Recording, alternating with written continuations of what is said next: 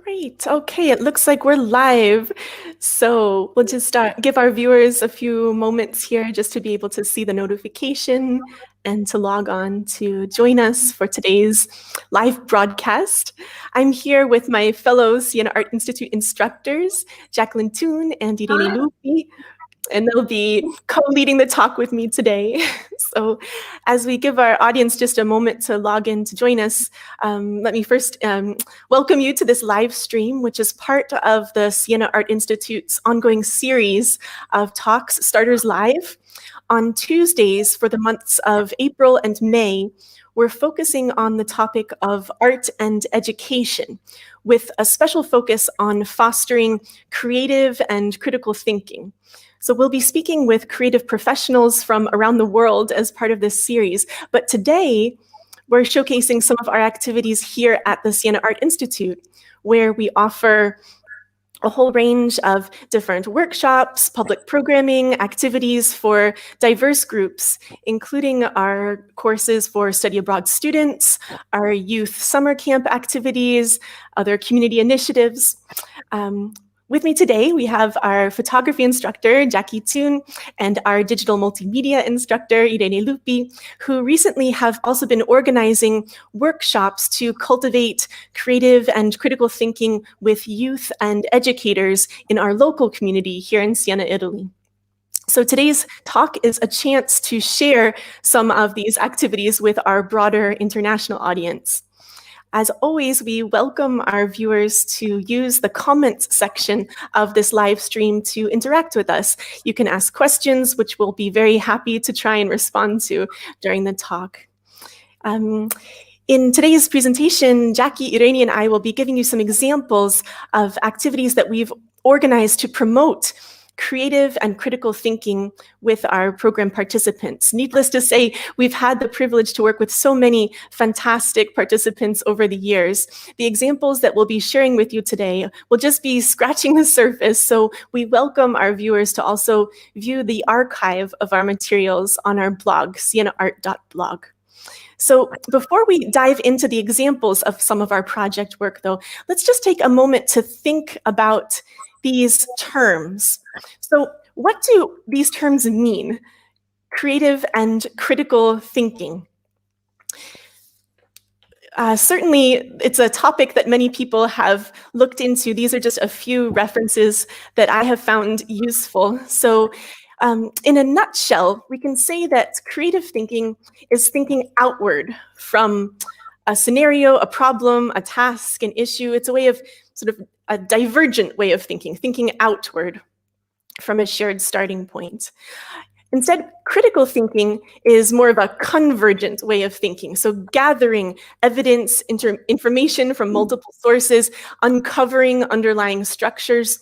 So that's what we mean by these terms in a very general sense of creative thinking and critical thinking. Now, are these just used in art? I'm curious what our viewers think here, but I would say absolutely not. These are applicable in all fields of study and also just in daily life. If we come across a problem, a task, or an issue, to be thinking creatively, likewise to be gathering evidence and information. And these are processes that I think can be applicable in many different contexts, not just in art making. Also, there's the question, can these work together? They seem to be opposites. But in fact, I would say, yes, they absolutely can work together. In fact, I would say, ideally, critical thinking can inform creative thinking, which can then inform critical thinking, etc., in a continual cycle. For example, through critical thinking, we can identify an underlying issue. Then creative thinking allows us to brainstorm ways to respond to it. Then critical thinking allows us to perceive the responses to what we made. And then creative thinking allows us to think of ways to add to or modify our creations based on our observations. So it really can go in a continuous cycle. Now, a question I often ask is, does art teaching always foster creative and critical thinking? We already said that art does not have a monopoly on these processes, but does art teaching always foster this type of thinking? I would say not always. So for example, we can take the image of the drawing of the flower here. You could have let's say a teacher could say, this is how to draw a flower. And then all the students draw identical looking flowers.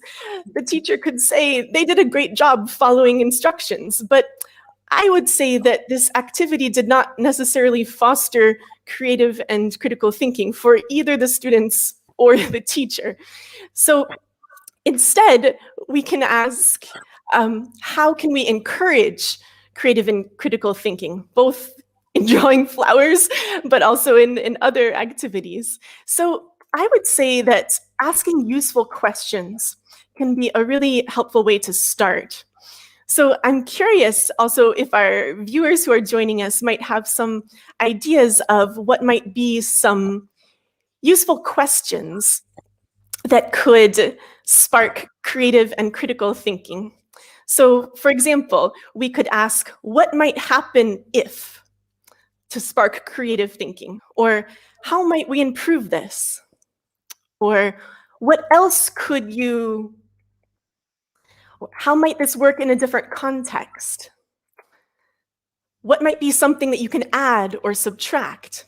So these are all some questions that can really help to direct someone into creative thinking. For critical thinking, we could ask, what have you observed or noticed? So again, gathering from multiple sources. Where or how can you find more information? What is the underlying structure or pattern? Why do you think they responded that way?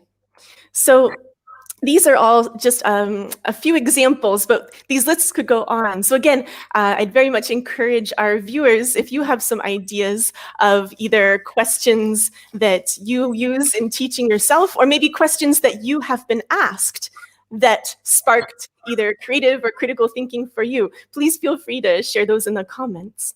So now, why don't we turn our attention over to Jackie, who can share with us some examples from her teaching. So, hi everybody, and I'm going to show you today a mix of work from our international and Italian students and participants in our City Arts community courses. Well, I started out many years ago running a multi-arts creativity course using various materials and inventive techniques. And what I was trying to do then, and have continued to try and do, is to get my students to be flexible, playful, experimental, to challenge them with different and maybe uncomfortable processes, to encourage them to explore things from different perspectives and to look at usual and unusual things with fresh eyes, sideways even. So I'm pushing and pulling and prompting and probing and provoking and getting them to do this to each other. We look at things upside down or close up and use mirrors to explore the layering of ideas. We check behind us so as not to see just what's in front of us. We may do a blindfolded walk to use our other senses and use each other's eyes as the camera, or intentionally use all the wrong various light and color balance settings on the camera. We might make huge collages from detailed images of a place. I do ask my students to keep a photo diary simply of everyday occurrences, but we might also do a chain response series, one student responding to another's image and so on. I might get my students to spend a week looking at a specific subject, for example, round or red things, or the negative spaces around their subjects, hoping they find themselves observing and selecting new things more carefully rather than perhaps just the obvious and often superficial. And this is a great example when I took my students to a glass factory and Federica photographed everything but the glass that was being produced there. As Lisa mentioned in the intro, asking questions is absolutely essential. I would ask my students to think about and question why they are looking at the things they are looking at and what they see beyond their first impressions of newness and strangeness. What are they feeling there at that moment? What is being suggested to them? What is their connection to those things?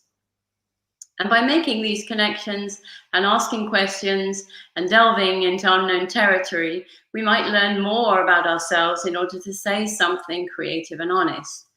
So in a way, I coax them into a metaphorical mud. Sometimes we really are in the mud, and then they have to problem solve and find clever, interesting, and poetic ways to get out. So we're constantly bouncing ideas back and forth, turning them inside out and back to front.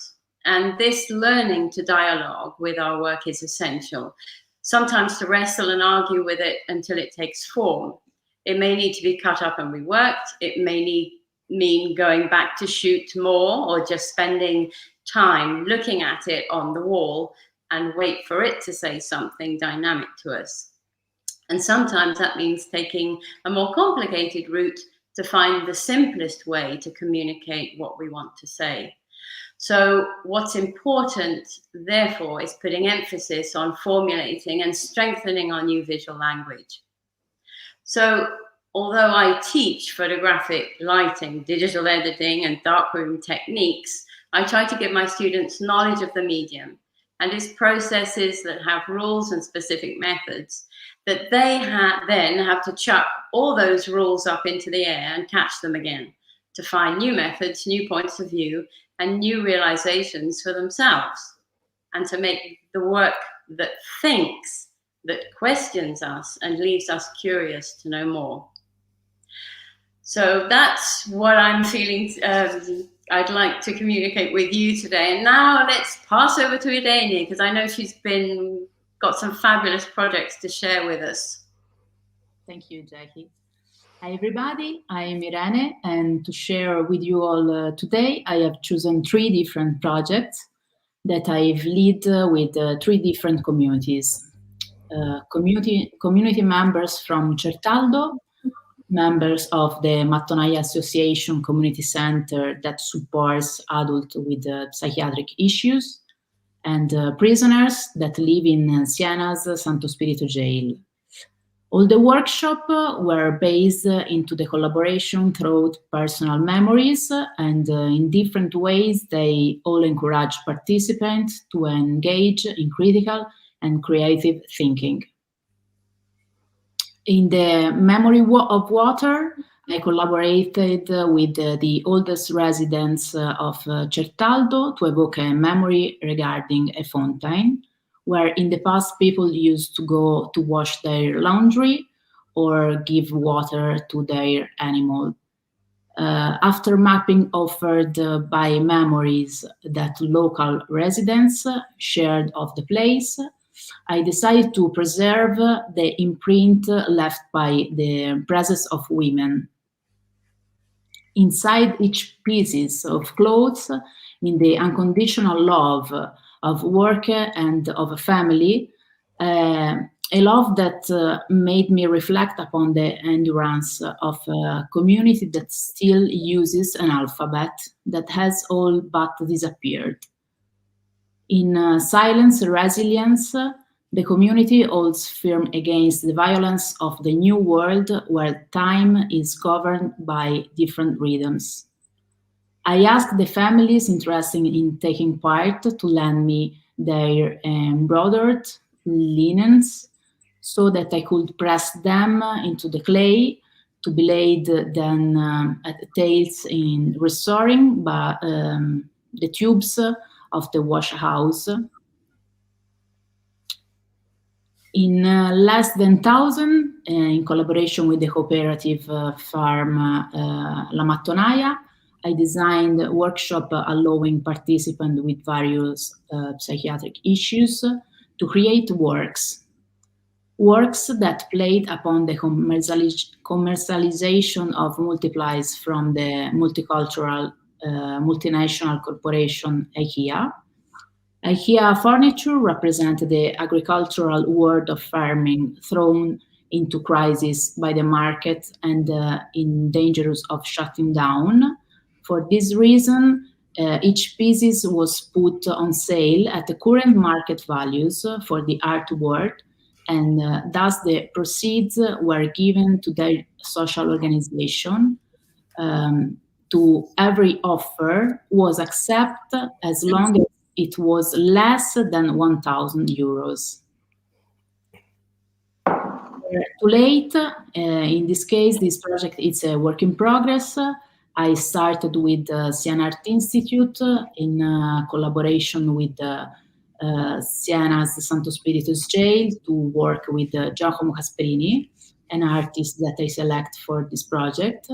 And the prisoners are invited to participate in the ceramic workshop to express their dream. Giacomo suggested to creating the personal idea of landscape, and here we have some example regarding the work in progress.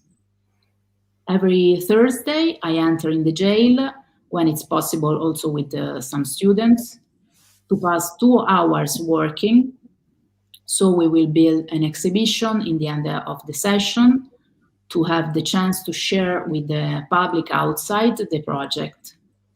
So the prisoners will have a way to use their imagination to escape from their situation, and we want to create a purpose to show how to occupy the passing time by making something constructive. Thank you so much, and now let's move to Lisa. Sure. Thank you, Irene. And and again, thank you for our viewers who are writing in with some really interesting comments. We heard from Alipio, who was commenting about the polyphonic way of working collaboratively. So I think we really see that in the work that you were sharing with us, Irene. I would like to just share a few images of work from our international students, which I find really interesting in terms of how can we encourage these foreign students, these newcomers to Siena when they arrive for a semester abroad with us, to respond to their newfound surroundings, which can be a little bit intimidating for students who first arrive, to be surrounded by all of the stimuli, the history, the culture, the artworks that they're exploring in Siena, and to think, well, how can I make a response to this? Who am I to make art in the face of all of this?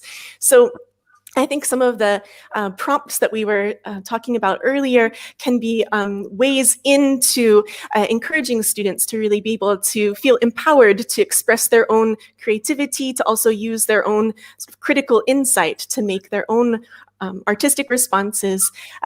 One example is a project that we did in our last regular semester before everything got a bit strange with the pandemic coming across the world. So we, in the fall of 2019, had a project called Space to Make, which was asking our students to become tour guides, but not in a traditional sense, but to take a group of people around the city to show us places that sparked their own artistic creativity. So it was really a great way both for our students to be able to respond specifically to locations that they were discovering, so creating site-specific work in that sense, but also to share that with the broader public who are invited to participate in this walk. So for example, Apo made a project inspired by this fountain, which is part of the former psychiatric hospital, which is now part of our neighboring building of the San Nicolo University complex. So for example, highlighting this really curious fountain, which is in one of the courtyards there. Another fountain was sparking the project of Isabel, who created a painting for the Fonte Serena, which is hidden right in the center of the city.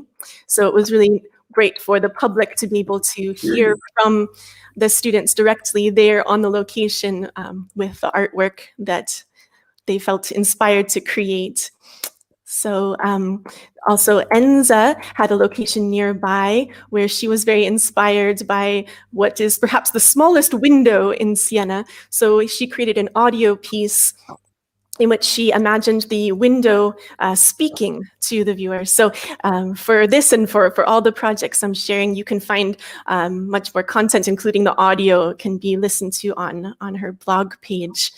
So from there, in that same location of the Quattro Cantoni intersection, Simeon created a drawing which a series of drawings which was inspired by the signage. And he found it an interesting example of the difficulty to understand language as he is studying Italian during his semester here, but also just the cursive writing form.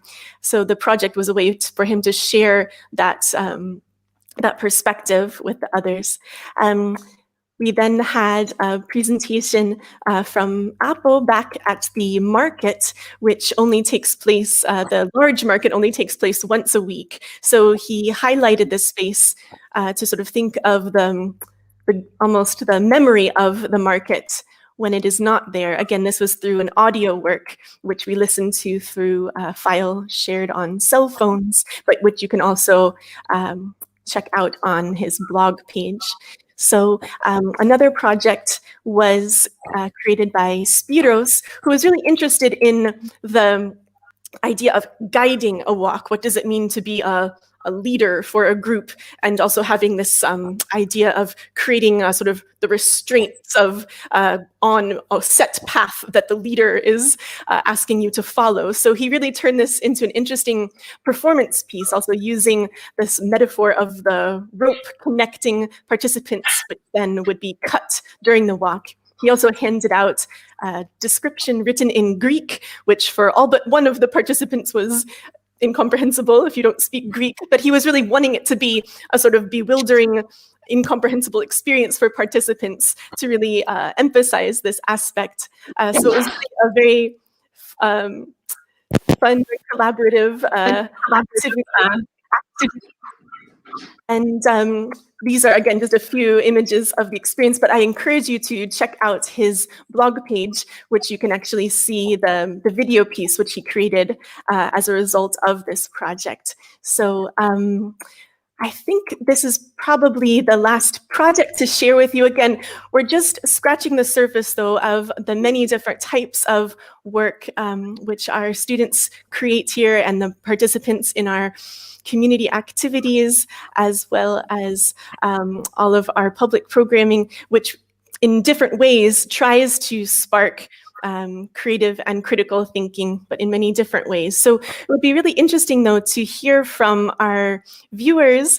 And again, we encourage you also to check out our blog page, which has a lot more information about all these projects. But I see that we have a few questions that have come up from our viewers. So we have a question from Miriam, actually, saying, if there's time for all of you, you're constantly pushing your students beyond their comfort zones.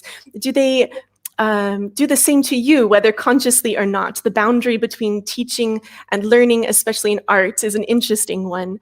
I don't know, what would you all say in terms of students pushing you beyond your comfort zones, either consciously or unconsciously? Absolutely. I mean, I would say it's a natural position to be in. We're all in this together. So as a teacher, you're always thinking, you know, you've got to push, and then you find that you've actually got this person in front of you who is just as able to arrive at a certain place, can pull back and forward with their ideas. So for me, it's this constant refreshing way of teaching with somebody. You know, you're teaching, you're learning at the same time. It's a great experience. Yeah, it's a strange boundary. Yeah, I would agree. It's really a chance to also think of each other as colleagues, in the sense that, you know, if we are artists, our students, yes, there are students, we're the teachers, but we're all artists. So I think as much as we can also consider each other colleagues also helps to create a really good rapport. And I think that really facilitates being able to both, you know, collaborate or even just brainstorm together. Mm. Yeah, I think that the research in general, it's important to each person. In this case, when you are a teacher, you want to push, but it's exactly what I pretend from me, myself. So it's, yeah, I think it's a balance between you and who you have in front of you to be the best, no? To think about what means project and what you want to develop to arrive in a point, no? Yeah, it's very true. Mm-hmm. There's a sort of a follow-up question that came from Roberto, who was asking, what's the main issue when you deal with students from different countries? How do you create a common space for them in spite of all their differences? So from Greece, USA, Italy, UK. I would say somewhat of a response to that is I do find that students from different nationalities, because of just coming from different educational systems, some are more used to collaborative projects and shared brainstorming. Some are more used to that, and for some it's a very different dynamic. In fact, I would say some of my Italian students have been a little bit shy at first to really dive into a brainstorming with other students, because I think sometimes in the Italian educational system, it can be a little bit more rigid. The teacher is talking and the students are listening and taking notes, as opposed to having more of a ping pong. But I don't know if you all have had similar experiences or different observations on cultural differences. Yeah, I think it's one of those very interesting points that if they're all together and they're all seeing a new place very differently, I think they're going to have a similar sort of reaction. So they're all in the same boat in a new place. So in many ways, it does make it easier. And it's been interesting when we have had Italian students working with our international students as well. That's created a really interesting mix as well. Yes. I think that it's interesting when the students recognize the difference, the cultural difference between, also, especially if it's the first time that you go outside of your nation or your comfort zone, also because you arrive in international school, but also we are in Siena, so you have to consider your study in another completely different situation. So yes, it's quite true. Oh, we actually have a note from Feroza, one of our Pakistani students as well. So it's great that you're joining us for the chat, Feroza. And yes, I mean, also for our other viewers, it would be really interesting also to hear from you about, from your point of view, what are situations that spark creative and critical thinking for you. Also in terms of brainstorming, that's something that I find interesting in terms of what are ways to facilitate brainstorming, because I think there's lots of different approaches and some seem to click better for some people than for others. I guess I would say in general, there's a sense that brainstorming can sometimes happen when people feel not that they're being judged. So sometimes I like to be a little bit silly, even to have a bit of a comical prompt to kick things off, just as a way to help people feel a little bit goofy about, okay, let's come up with some silly ideas. But sometimes that humor can actually help to break the ice and help people feel a little bit less inhibited about brainstorming wild and crazy ideas. But I don't know, what do you think, though, in terms of approaches that you feel have worked well to facilitate brainstorming with your students, or even things that really did not work to facilitate brainstorming?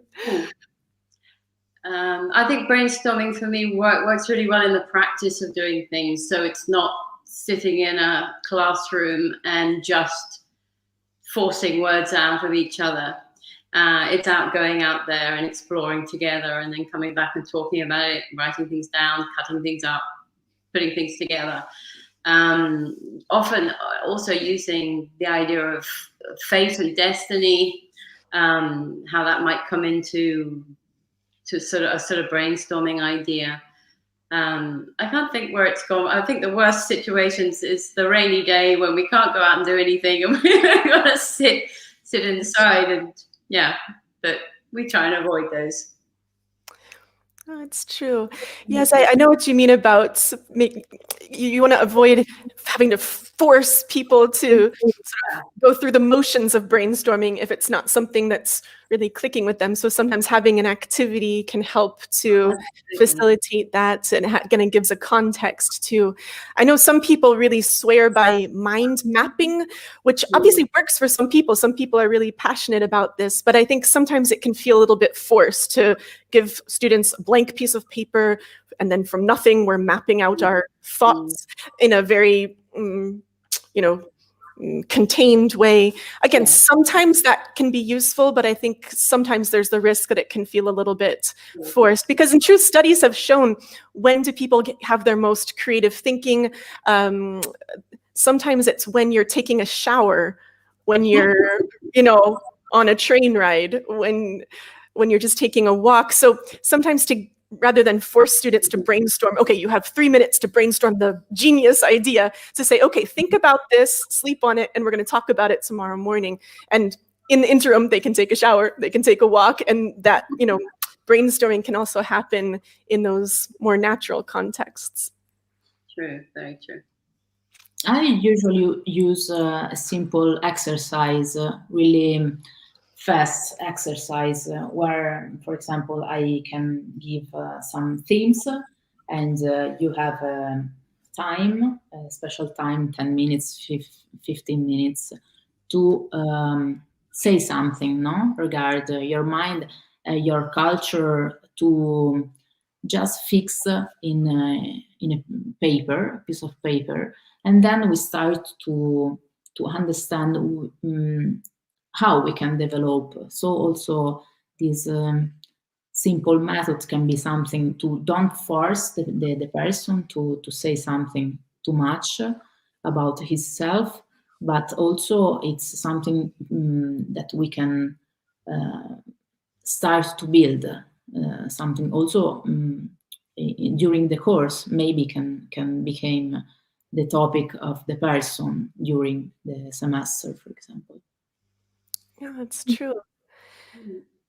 There was a comment that came in from Franca, who's one of our other teachers here from the Art Institute, our painting teachers, saying that especially teaching art, which asks the teacher for an engagement at both a rational and non-rational level. I really like that idea, that sometimes if we're thinking, oh, we must be being, thinking critically, I think, as she says, to be thinking rationally, but also not rationally, I think can sometimes help for sparking creative thought as well.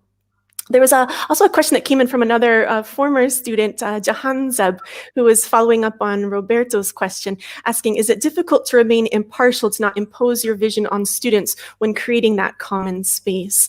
I think that's a really interesting question. I would say, more than anything, what I try to do is to help students feel included and to feel that they have a space for their own self-expression.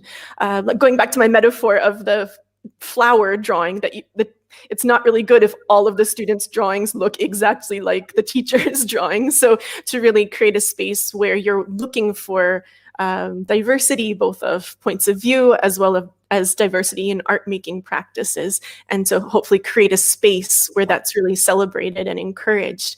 But I don't know, for Jackie or for Irene, do you have ways to really help the students' self-expression to come out rather than imposing your own artistic vision on students' projects? To me personally, it's really important to have a one-to-one moment where you can express your doubts, your question, or your answer. Depends. And but usually it's always what I using also in my artistic process. I don't never judge people. Also for this, maybe I work with the community so much, because I love listen story, different storytelling, and I try just to help the students to, if need some connection, some links, or if needs some geography connection with Siena, for example. This is my approach, and I think it's really important to don't judge, have really an open mind, and help like another artist. I made exactly what I can make with another colleague. Yeah, totally agree. Very, very relevant.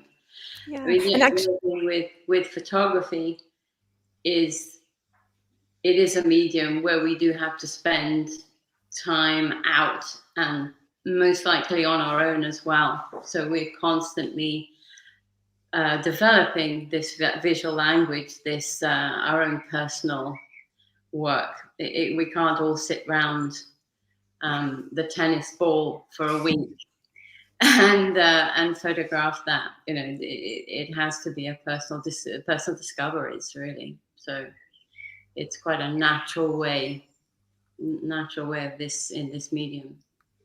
Yes, there was a really nice comment that came in from Firoza, who was just saying that commenting on her work, especially with Irene, saying that I think if you give so much comfort to students that they could ignore that work, it could be to do simple work. And I really liked the teaching method of Irene. So that was a shout out for you from our former student, Firoza.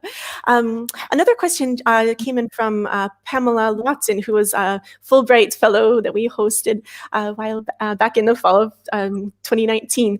She was asking, when thinking about brainstorming, is it also a question of what qualities of ideas occur in a group versus privately, the solitary artist versus collaboration? I think that's absolutely true. Sometimes you need to be brainstorming, you know, for your own inner thoughts and getting your own ideas out in sort of almost needing to isolate yourself a bit to really focus on your own inner thoughts. But sometimes being able to bounce ideas around with other people is really what can feed our ideas. So I would say both are equally valid. It depends on what you feel that you need for your own creative practice at that time. I think ideally a mix of both is really great.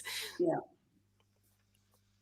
So, well, I think in the interest of time, we probably need to sign out for now, but it's really been wonderful to hear from our viewers, and also to hear from Jackie and Irene, since it's really wonderful to hear about your approaches to teaching. And certainly it's been a real joy to see some of our former students in the audience with us today. So it's always so nice to connect with you all. I'll just remind our viewers that we have the chance to see much more of our students' work on our blog page. Again, we were really just sharing a short glimpse of a few examples of years and years of wonderful work from our project participants. So certainly do check that out. I also will remind our viewers that we have a presentation coming up the same time next week. We'll be continuing this theme of art and education every Tuesday for April and May. Our speaker next week will be Indra Roy, who is an artist and educator based in India. So we hope you can all be back to join us next week. So thank you all so much again for joining today's live stream, and we'll see you next week. All right. Thanks, everyone.